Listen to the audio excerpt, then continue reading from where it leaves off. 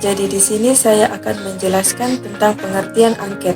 Angket merupakan suatu teknik pengumpulan data yang dilakukan dengan cara memberikan pertanyaan ataupun pernyataan tertulis yang akan dijawab oleh responden.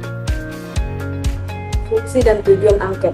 Jadi, angket memiliki fungsi dan tujuan yang berbeda-beda, tergantung pada konteks penggunaannya.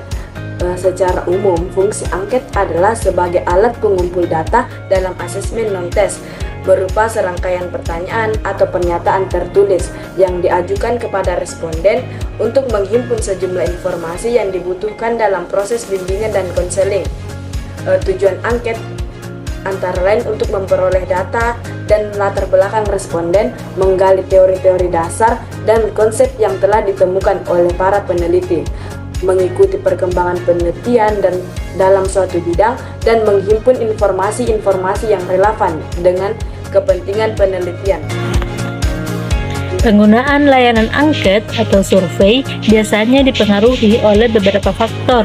Yang pertama yaitu tujuan, yang kedua desain angket, yang ketiga tempat dan waktu, yang keempat privasi dan kerahasiaan, yang kelima insentif, yang keenam kepercayaan terhadap penyelenggara.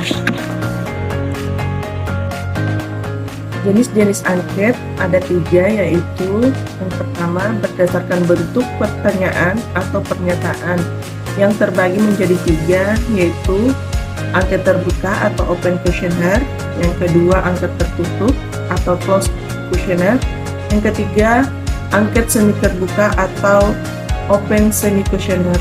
Kemudian yang kedua berdasarkan sumber datanya yang terbagi menjadi 2, yaitu angket langsung dan angket yang tidak langsung. Kemudian yang ketiga berdasarkan struktur angket dapat dibedakan menjadi 2, yaitu angket berstruktur, kemudian yang kedua angket tidak berstruktur.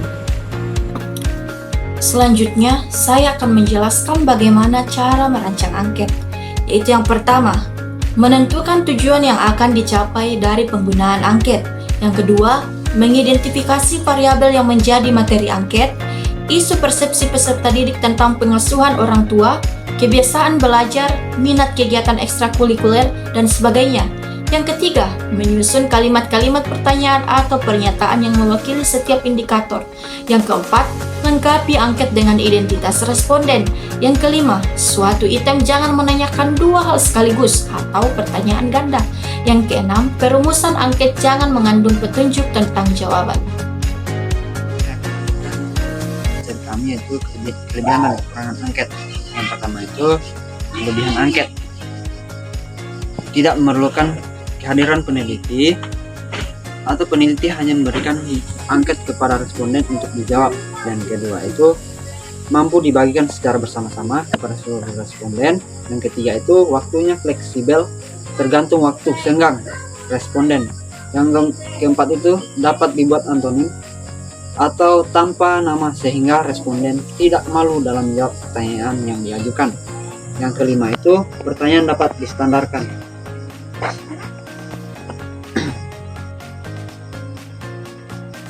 Ya, baik, selanjutnya itu kekurangan angket. Kekurangan angket yang pertama itu responden sering tidak teliti, terkadang ada pertanyaan yang terlewatkan.